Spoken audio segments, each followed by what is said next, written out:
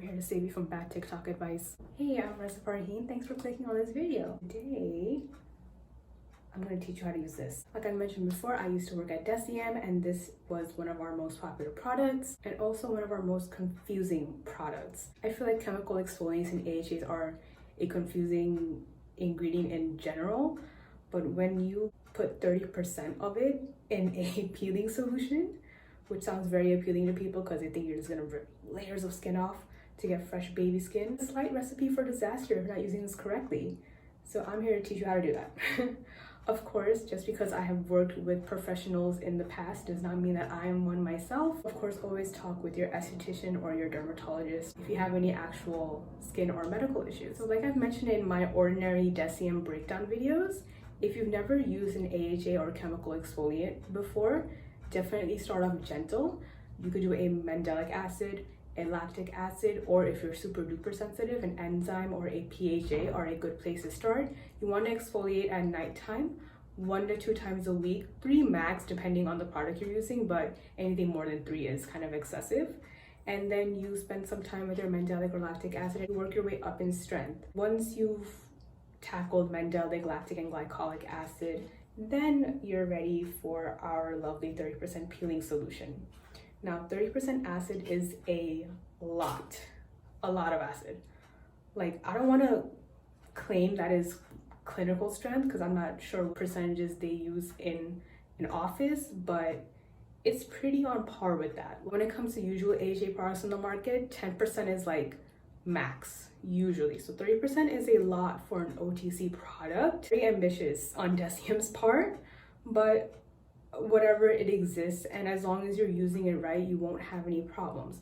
Now, one of the most common things I've experienced while working there is people, one, who have never used a chemical exfoliant before, jumping straight to this, thinking because it's stronger it's going to work better, which is a common ideology with like most products that are offered in different percentages.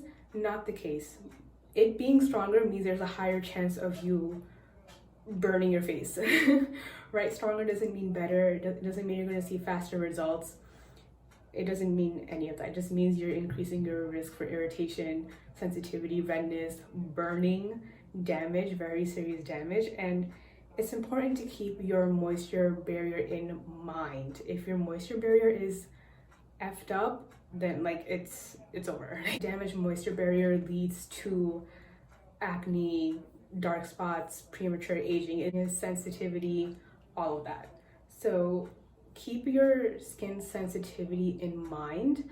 A lot of people also say, oh, I have really tough skin, I can handle that, I'm like, that's great, but the AHA 30% doesn't care how tough your skin is. If you've never used a chemical exfoliant before, it's going to be a lot.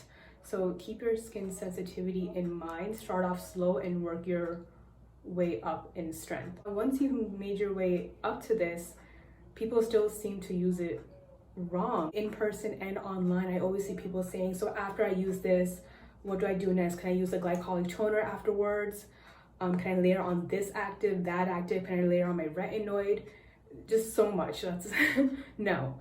After exfoliation in general, you want to focus on hydration. Hydration. You have fresh baby skin, is ready to drink up all that hydration, and you want to seal it with a good moisturizer or an occlusive. After 30% AHA, you definitely want to focus on hydration, like especially after this one. I don't know why people are obsessed with layering on multiple actives at once. Again, I don't know if it's like that idea that the more you use, the better your results will be. Not the case. So I just want to show you a quick hydrating routine with this. I have a version of it on my Instagram if you look through like my IGTV videos. It's not with this product, it's with another chemical exfoliant, but it's the same idea. You just want to focus on hydration, but especially with this, I'm going to show you how to use it correctly.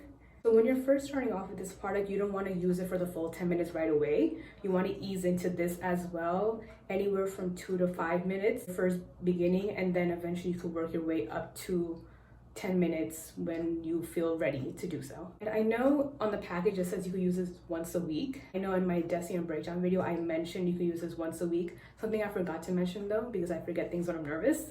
A lot of people on my team who use it once a week, they would only leave it on for like 1 to 2 minutes. And with their routine and how their skin reacts to products like this, they were able to tolerate 2 minutes of this every week.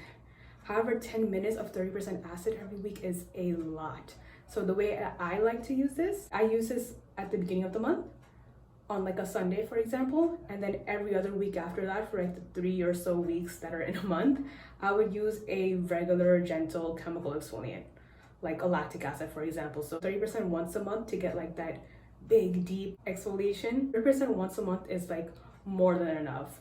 Using a regular lactic acid or a regular strength glycolic acid every other week after that for the rest of the month is, I feel like, the ideal way to use this. So let's get started. So I have already double cleansed. I oil cleansed first with the vanilla Clean It Zero, and then I went in with my water-based fenty skin cleanser, which I've been really loving so far. Review coming soon.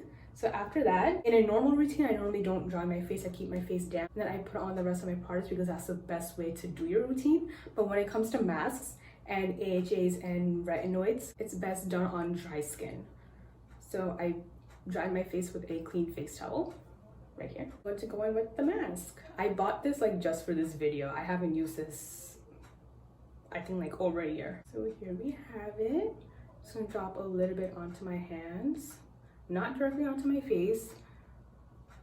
Grinds my gears when I see people dropping things onto their face, makeup, skincare, whatever it is, and like they touch it to their face, they drag it around. That's just the cross-contamination. Horrible, horrible, horrible. Smoothing a thin layer across my face. I know like the dropping like looks really cute and like your little TikToks and all of that, but again, the contamination if the dropper is touching your face, and like what if it drips into your eye? I'm gonna go blind. One of my team members actually got the AHA BHA into her eye, and she had to wear like shades in store for a week because we have like giant skylights, and she's like, if I don't wear shades right now, my eyes are going to like sizzle under the sun. A thin layer. I'm gonna look in the mirror here to see if I actually got it. Yeah, I look about covered. That was like half the pipette on my face right now. Put just a tiny bit on my neck, not everything on my neck, because your neck tends to be a little more sensitive. So I try to avoid the neck area. Okay, cool. Make sure you wash your hands. The smell is like nostalgic for me. Wow. Okay, so thin layer on my face. I'm gonna leave it on for maybe about 5 minutes or so. I don't think I'm gonna do the full 10. I'll just hang out here. You know what grinds my gears more than dropping the droppers onto your face? Putting pumps onto your face. It's just not ergonomical. It doesn't look comfortable. That's not how pumps are meant to function. The droppers, logically, like, I understand why you would want to drop it onto your face, but the pumps aren't made for that. I don't know. Whoever started that trend of dropping things, stop it.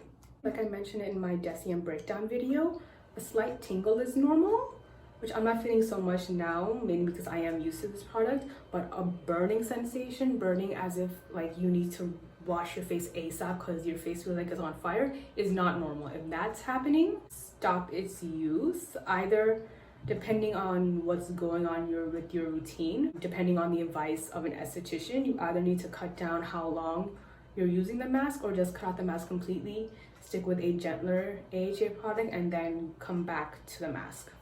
Okay, so I just washed the mask off with lukewarm water. Clean hands always, of course. And while my face is still damp, I'm gonna go in with my rosewater spray as my toner to bring some hydration back into my skin. Okay, just pat that in a little bit.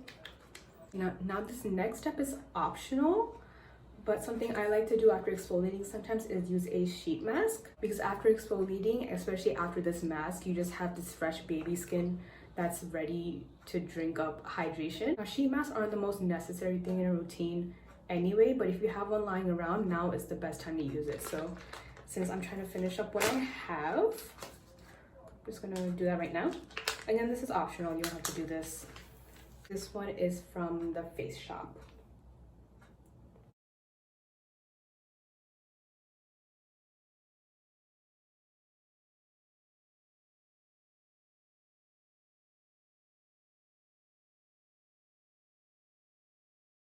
Okay, oh god.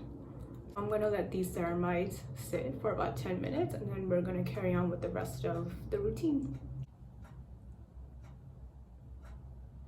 Oh god, so I'm just going to pat the rest of that in. Slimy, I forgot how much goop is in this particular mask. Okay, next I'm gonna go in with a hyaluronic acid. This is the low molecular HA from Hylamide, another DECIEM brand. I normally do this for the sheet mask. I actually forgot to, so I'm putting it now. But we're gonna layer more hydration on top of the hyaluronic, so no worries. Always get your neck and chest. I usually do my chest separately. I'm not gonna do it on camera because it just doesn't look good. So I'm just doing my face and neck for now. Next, I like to go in with the cosrx snail mucin. It's been a staple in my night routine for like 3 years now. It's such an amazing product. It's hydrating, helps with my blemishes, helps with my dark spots, with repair. I love this stuff.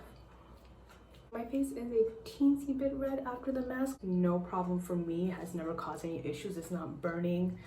Doesn't feel like my face is on fire. It's just it's fine. I'm going to go in with the Gray Barrier Relief from Krave Beauty as my moisturizer. This is a great healing serum moisturizer hybrid. It has ceramides, cholesterol, tomato oil, and a matte to heal your skin's moisture barrier, and to also help with like acne and dark spots and hydration on the side. This is so nourishing, especially after exfoliating. Any type of exfoliant after using a retinol or retinoid, when your skin really needs the nourishment after a harsh active. I use this nightly, mainly because it helps me calm my blemishes, but I especially love using it after I do an active treatment. Oh, I am shiny. Yeah. And the last final step is this overnight honey moisturizing mask from cosrx. I use this on my exfoliation nights. Put about that much. It's like my final step on top of my moisturizer, the Great Barrier Relief, and just smooth it on. The nice gel texture to it is not creamy, so good for those with oilier skin. I use it as a regular moisturizer sometimes, honestly. It's very nice. Lock all that in. Now, of course, I'm not trying to scare you off from using the AHA BHA peel. It's an amazing product. I remember when I first started using it, I was looking at my face in like every mirror in the house because I was just so amazed by the glow it gives you. Of course, it's a matter of using this product correctly, making sure you're hydrating well afterwards, making sure you're wearing lots of sunscreen the next morning. Something that's really overlooked as well, not having adequate sun protection afterwards. That also increases your risk of burning. As long as you keep these tips in mind, have a grand old time with this mask. I'm also going to link the description box below to some estheticians who I really enjoy, who have talked about this product and how to properly use it. So that was my nighttime exfoliation routine and how to use the AHA BHA peeling solution from The Ordinary. Everything I just did is what I usually do on my exfoliation nights anyway. It's especially important after using something like this that's 30% acid. I hope you enjoyed this. If you have any questions, drop them below or message me on Instagram or Twitter. And I hope you enjoyed this. Thanks for watching.